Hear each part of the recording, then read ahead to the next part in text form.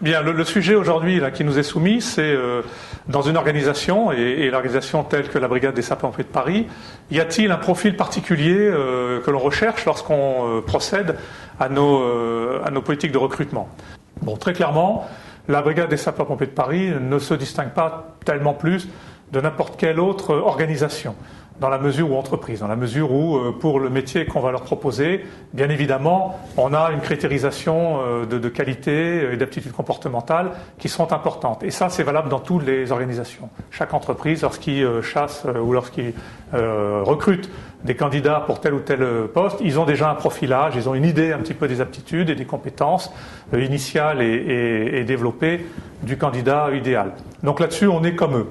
Maintenant, une fois qu'on a dit cela, dans un recrutement, vous avez deux parties. Vous avez bien évidemment la jeune ou le jeune qu'on va recruter, et puis l'organisme qui va lui donner l'opportunité de conduire une vie professionnelle épanouie et remplie.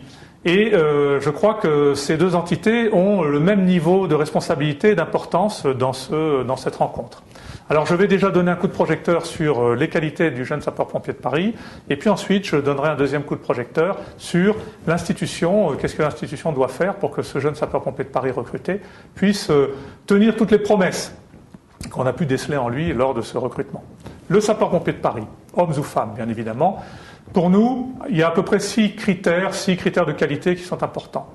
Le premier critère, je dirais, c'est le volontariat. Et ça, pour le coup, on a un peu de chance. Je crois qu'il y a beaucoup de métiers qui sont comme cela, mais nous avons la chance d'avoir des jeunes qui sont plutôt volontaires, qui viennent à nous plus que nous allons à eux. Et ça, c'est plutôt confortable, parce que c'est déjà un premier critère. Vous avez donc ce volontariat, cette volonté à bien faire et à rejoindre quelque chose ou quelqu'un. Ça, c'est quand même un critère de qualité. Ensuite, le deuxième critère, bien évidemment, c'est l'esprit de travail en équipe. Il faut qu'on décèle chez ce jeune la capacité à travailler en équipe, puisque le métier de sapeur-pompier par essence, et le métier de sapeur-pompier d'ailleurs par essence, c'est un métier d'équipe.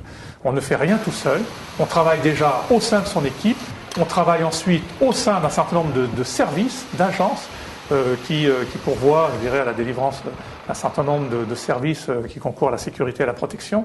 Donc très clairement, vous l'avez compris, on n'est jamais seul, on est toujours en équipe. Et ça, c'est important de déceler à l'échelon de base cette capacité à travailler en équipe. C'est la deuxième des qualités. La troisième des qualités, c'est déceler aussi le courage.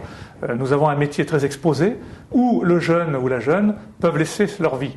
Et ça, c'est quelque chose qui fait sens et que l'on ne rencontre pas dans tous les métiers. Et à partir de là, il faut qu'on soit capable de déceler dans cette recrue cette capacité à faire preuve de courage et à être confronté à des situations dramatiques sans scier. Donc ça, c'est très important. C'est la troisième des qualités. La quatrième des qualités, c'est également la capacité de prise d'initiative. Alors ça, on pourrait dire, oui, mais ça ne s'applique qu'à des chefs, ça ne s'applique qu'à un certain niveau de la hiérarchie ou de décision. Et là, très clairement, nous, à notre niveau, nous le disons non. Ça doit s'exprimer à tous les niveaux, je dirais d'exécution, de décision ou de commandement. Pourquoi ? Parce que le métier de sapeur-pompier, le métier de sapeur-pompier de Paris dans un milieu urbain, avec, je dirais, un rythme trépidant, un rythme de vie trépidant, en fait, les interventions auxquelles nous sommes confrontés sont des interventions à cinétique très rapides. Et donc, nos gens sont projetés subitement dans des situations dramatiques,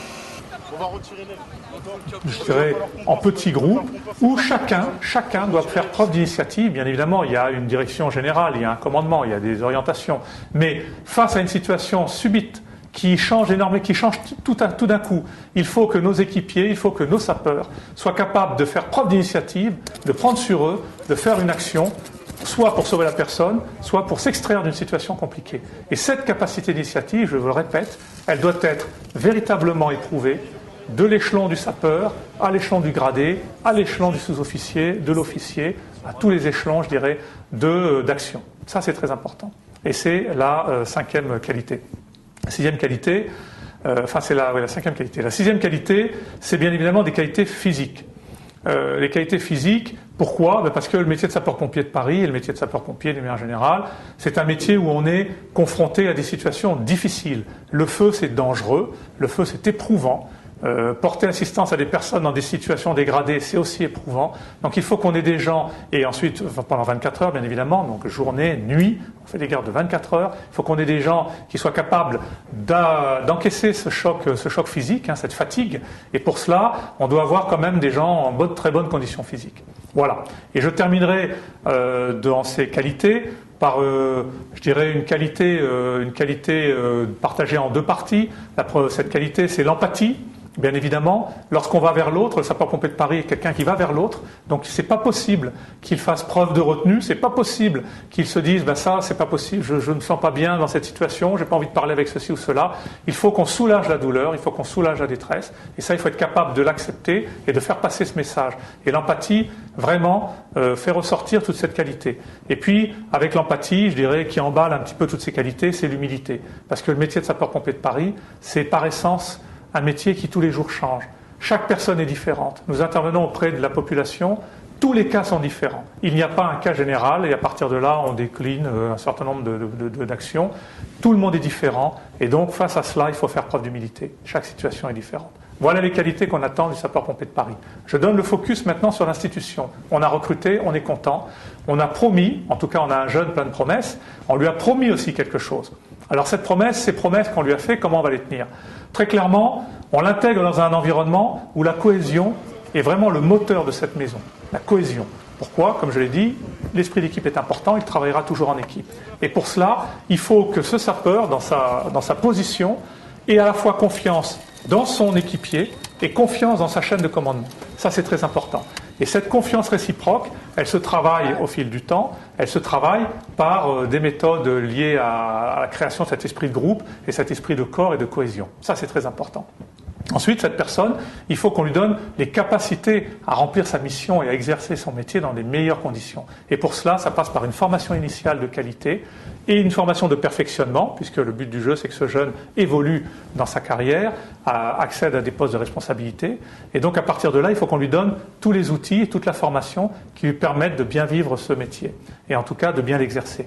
Et une fois qu'on a créé ce socle, il faut l'entraîner. Il faut qu'il soit prêt à faire face à tout type de situation. Et là, c'est important aussi que l'institution s'attache à sa préparation opérationnelle, au drill.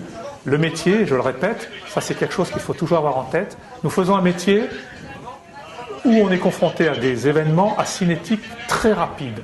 Donc nos personnes n'ont pas forcément le temps toujours de recul ou le temps de réflexion. Il faut qu'ils agissent par rapport à des cas qu'ils ont déjà vus, à des cas qu'ils ont beaucoup travaillé en caserne, en situation, en entraînement. C'est le meilleur gage de succès lorsqu'on est projeté subitement dans une intervention à 3 heures du matin, on n'a pas le temps de relire le manuel et il faut agir. Ça, c'est très important. Et puis, une fois qu'on a créé ces conditions-là, vous voyez que normalement, tout est fait pour que notre recrue se développe dans de bonnes conditions.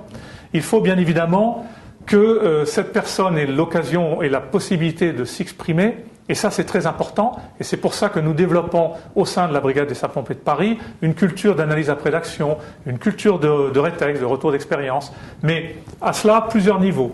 Et je me positionnerai, en tout cas j'insisterai que sur le niveau de base, le niveau immédiat après intervention. Le sapeur-pompier de Paris, lorsqu'il finit une intervention, la plupart du temps, il rentre à la caserne et là il échange avec ses camarades, il échange avec son chef d'agré, il échange avec son chef de garde, voir un petit peu si tout s'est bien passé. C'est très important pour nous d'échanger, de se dire est-ce que j'ai dispensé le bon geste? Est-ce que j'avais le bon comportement? Ça, c'est très important parce que nous travaillons au contact de l'humain, majoritairement. Voilà. Et pour cela, vous savez, c'est important de savoir comment on est perçu de l'autre et comment on peut vraiment l'aider. Et pour cela, c'est important aussi d'échanger entre nous et qu'on échange sur les bonnes pratiques. Et ça, le jeune a besoin de connaître les bonnes pratiques de l'ancien. Et cette relation intergénérationnelle, c'est pas une vue de l'esprit, c'est quelque chose de très important chez nous et c'est quelque chose que nous développons. Et en allant plus loin dans cette relation intergénérationnelle et cet échange sur le ressenti de l'intervention qu'on vient de vivre, on l'observe aussi à travers le dispositif de suivi de nos personnels, d'accompagnement psychologique de nos personnels. Ça, c'est une dimension qui, longtemps dans les esprits, dans un métier comme le nôtre, où c'est un métier, je dirais, très engagé, où le courage est une vertu très importante, et donc à partir de là, on est toujours bien. On n'ose pas dire qu'on va pas bien, ou on veut toujours cacher un peu son mal-être. Et très clairement, ça, dans notre métier, c'est pas possible de cacher son mal-être. C'est pas possible de se dire je vais bien et rien n'a d'empreinte sur moi, parce que c'est le meilleur moyen d'aller justement dans le mur et d'être confronté à des situations d'impasse où nous avons des gens qui à un moment donné n'ont pas su gérer et ont du mal à le gérer en interne, et donc peuvent complètement se désolidariser du groupe, et ça c'est très important, ou peuvent complètement ne plus être dans le match entre guillemets de ce métier. Et ça pour nous, ça a une conséquence immédiate, c'est nos gens doivent être bien parce qu'on a besoin d'eux pour exercer ce métier, et ce métier s'exerce H24, on a besoin de ces gens-là.